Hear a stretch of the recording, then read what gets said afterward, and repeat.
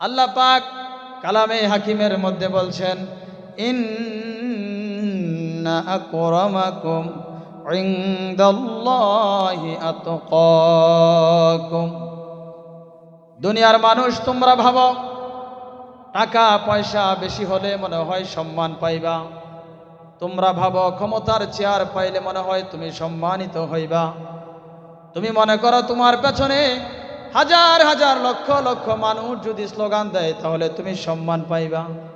আল্লাহ পাক বলেন, না রে বান্দা, তুমি দেখো আল্লাহ নবীর সাহাবী হজরতে বেলাল হাবশির জীবনের দিকে, যার চেহারার সৌন্দর্য নাই, যার বংশ মর্যাদার কোনো দেবাক বেড়াগিরি নাই, যার নিকট ক্ষমতার কোনো পাওয়ার নাই, যার কোনো টাকা পয়সাও নাই, কিন্তু আপনার আমার নবী সরকারে দো আলম নবী মুহাম্মদুর রাসূলুল্লাহ সাল্লাল্লাহু আলাইহি ওয়াসাল্লাম যখন মেরাজের রজনীতে জান্নাতের মধ্যে গেছেন, নবী দেখলেন জান্নাতের মধ্যে আগে আগে নবীর আগে আগে হযরতে বেলাল রাদিয়াল্লাহু তাআলা আনহুর পায়ের আওয়াজ শোনা যায়। কিসের মাধ্যমে বেলাল এত সম্মানিত হলো বলেন? আল্লাহর নিকট হযরতে বেলাল রাদিয়াল্লাহু তাআলা আনহুর ইজ্জত সম্মান এত বেশি রে। হযরতে বেলাল রাদিয়াল্লাহু তাআলা আনহু একদিন ফজরের আজান দেয় নাই, আল্লাহর নবীর ঘুমও ভাঙ্গে নাই। আল্লাহু আকবার।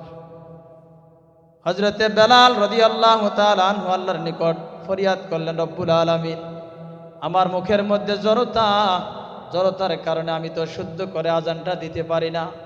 ওগো মালিক, আমার এই মুখের জড়তা আমি তো নিজে তৈরি করি নাই, আহাদ আহাদ বলেছিলাম, আল্লাহকে এক বলে স্বীকার করলাম।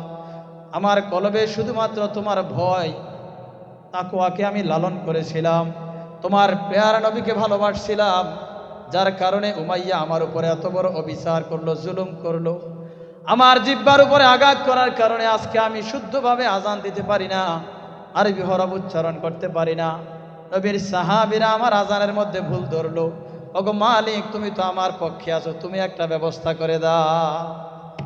ফজরের মুয়াজ্জিন হযরতে বেলাল রাদিয়াল্লাহু তাআলা আনহু আজান দেয়, সুবে সাদিক হয়। বেলাল আজান দেয় না, ওই দিন আর সুবে সাদিকও হয় না। আমার প্রিয় ভাইয়েরা, হযরতে বেলাল রাদিয়াল্লাহু তাআলা আনহুর এত ইজ্জত এত সম্মান আল্লাহ কেন দিলেন? হযরতে বেলালের সৌন্দর্যের বাহাদুরি নাই, ক্ষমতার বাহাদুরি নাই, টাকা পয়সার বাহাদুরি নাই। যেই জিনিস, যেই সম্মান, যেই বস্তু, যেই মর্যাদা, যেই বিষয়ের কারণে পেয়ে গেছে, সেটার নাম হলো তাকওয়া। হযরতে বেলালকে ঘোষণা দিয়েছিলেন, বেলাল কালিমা ছেড়ে দাও, কালিমা ছেড়ে দাও। হযরতে বেলাল কালিমা বলে নাই। এত কঠিন অবস্থায় যাওয়ার পরেও হযরত বেলাল আল্লাহকে ভয় করেছে।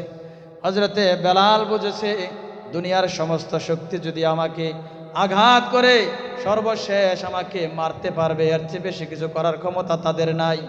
এখন আমি যদি ঈমান ছেড়ে দেই, আল্লাহকে ভুলে যাই, মানুষের কাছে ভয় পাই, মানুষের অস্ত্রের আঘাতের কাছে ভয় পেয়ে আল্লাহকে ভুলে যাই, এই মানুষ তো আমাকে মৃত্যুর হাত থেকে বাঁচাতে পারবে না।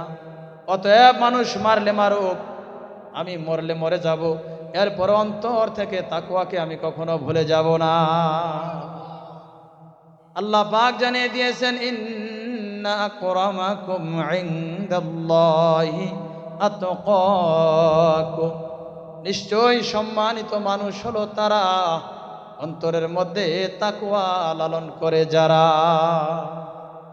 সম্মান পাওয়ার জন্য এখন দেখেন না, নির্বাচন আছে না, কোটি কোটি টাকা তার আছে, এখন কয় সম্মানের জন্য রাজনীতির যাওয়া লাগবে। তো রাজনীতির যায়, টাকা দিয়া ভোট কিনা চেয়ারম্যান হয়, অথবা গুন্ডা ফান্ডা দিয়া 10টা হুন্ডা 12টা গুন্ডা লইয়া নির্বাচন নিজেরা দখলে নিয়া চেয়ারে যায়।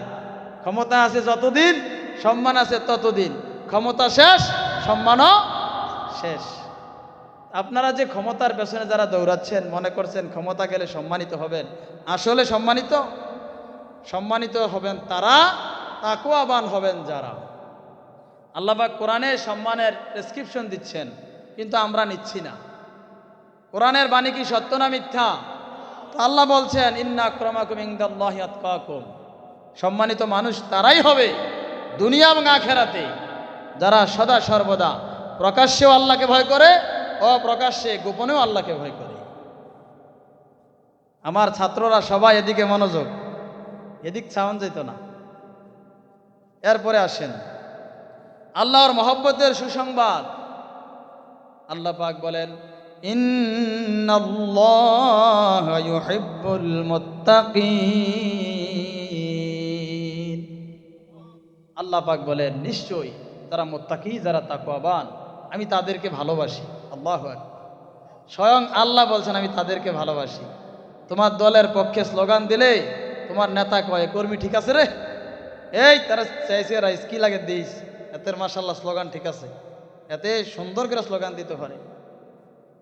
তো আল্লাহ তাআলা তো আমাদের নেতার চাইতে আরো বেশি দামি। আমরা যদি আল্লাহকে ভয় করে চলতে পারি, স্বয়ং আল্লাহ ঘোষণা দিচ্ছেন, আমি আমার সেই মুত্তাকি তাকওয়াবান বান্দা বান্দীদেরকে ভালোবাসি। সুবহানাল্লাহ। এরপরে আসছে, এই তাকওয়াবান ব্যক্তিরা যদি আল্লাহর কাছে কখনো কিছু চায়, আল্লাহ পাক তাদের দোয়া কবুল করেন। আল্লাহ বলেন, ইন্নামা ইয়াতাকাব্বালুল্লাহু মিনাল মুত্তাকিন।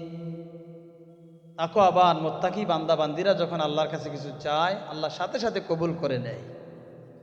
এই জন্যে দেখবেন যে আব্বা আম্মার কবর জিয়ারতের জন্য মানুষ হুজুরদেরকে নিয়ে যায়। কেন নেয়? কারণ মানুষ জানে যে আমার যে অবস্থা, আমি মানুষের সামনে আইলে আল্লাহকে ভয় করি, গোপনে গেলে আমার চরিত্র আমি সবাইরে দেখাই দিই, আসলে আমি আল্লাহকে ভয় করি না। তো আলেম যারা, তারা তো আল্লাহকে ভয় করে সব সময়। কোরআনে আল্লাহ বলছেন, ইন্নামা ইয়াখশাল্লাহা মিন ইবাদিহিল উলামা। এই আসমানের নিচে জমিনের উপরে সবচেয়ে বেশি আল্লাহকে যারা ভয় করে তারা হচ্ছে আলেম, তারা আলেম। আর আল্লাহ বলছেন, এই তাকওয়াবান মানুষ যদি আল্লাহর কাছে কিছু চায়, আল্লাহ তাদের দোয়া কবুল করে নেয়, ফেরত দেয় না। এখানে একটা চিকন কথা আপনাদেরকে শোনাই। এখন সমাজে দেখবেন ইউটিউব, ওই যে গোন্ডা মৌলবীরা, তারা কিভাবে ষড়যন্ত্র করে মানুষদেরকে আলেমদের কাছ থেকে দূরে রাখছে। তারা তখন বলে যে আল্লাহর কাছে চাইতে কি মিয়া মাধ্যম লাগে, আল্লাহর কাছে চাইতে কোনো বায়া লাগে? কি যুক্তি দেখেন! আসলেই তো আল্লাহর কাছে চাইতে কোনো মাধ্যম লাগে না। তো আপনি যে হুজুরে দিয়ে দোয়া করাইতে চান, কিভাবে আপনার ব্রেন হিট করছে দেখেন। তাদের মূল টার্গেট হলো জাতিকে আলেমের কাছ থেকে বিচ্ছিন্ন করা। তাদের মূল টার্গেট কি? জাতিকে আলেমদের কাছ থেকে বিচ্ছিন্ন করা। যদি আলেমদের কাছ থেকে তারা বিচ্ছিন্ন হতে পারে, আলেম বিদ্বেষী হতে পারে, তাহলে তারা সাকসেস, তারা সফল। আজকে দেখেন, এমন একটা সময় ছিল, আমি দেখেছি ছোটকালে, যে আপনারা যারা মাঠে ময়দানে ধান গাছ লাগান, খেতরা রুইয়া ইয়া বাড়িতে ইয়া হুজুরের খবর দিছে, ইমাম সাহেবের খবর দিয়েছেন, আজ নতুন খেতরা রুইয়াইছি, হুজুরের জন্য কত দোয়া করে, করছেন না আপনারা? দান্ডা দাইয়া বাড়িতে আনছেন, আজ তো নতুন চাউলটি আইছে, হুজুরে ডাক দে, হুজুরে লে সেটা ভাত খাই, ইমাম সাহেবের খবর দিছে, চলছে। বলেন তো, এই অবস্থাটা, এই আদর্শটা আমাদের সমাজে কি এখন আছে না চলে গেছে? আছে, আছে, একদমই নাই। কেন নাই? ওই গোন্ডা মৌলবীদের ষড়যন্ত্রের কারণে। তারা এমন কিছু কৌশল করে মানুষদের কাছ থেকে আলেমদেরকে বিচ্ছিন্ন করেছে। এখন মানুষ আলেম বিদ্বেষী হয়ে গেছে, আলেমদেরকে ভালোবাসে না, ইমামদেরকে ভালোবাসে না, মসজিদে যায় ইমামের দোষ ধরার জন্যে। এমনি তৈরি হয় নাই, আস্তে আস্তে এটা অনেক দিনের ফসল। আজকে তারা সাকসেস। আলেমদের কাছে যান ভাইয়া, একজন আলেম যদি আপনার বাড়িতে যায়, যতক্ষণ আপনার বাড়িতে আছে ততক্ষণ মহিলারা পর্দা করতে বাধ্য। আপনি নিজেই কন, এই ইমাম সাহেব আইছে, হুজুর আইছে, সাবধান, মহিলা বাইতে পারে না। খেয়াল করছেন বিষয়টা? বাড়িতে টিভি চলে, ইমাম সাহেব গেলে টিভিটাও চলে না, বন্ধ। মোবাইলের মধ্যে ছেলেমেয়েরা টিকটক করে, এই করে, এই করে, মাগার ইমাম বাড়িতে গেলে এই ধরনের কাজগুলো বন্ধ। দেখেন, ইমাম শুধু গেছে, এই প্রভাব পড়ছে।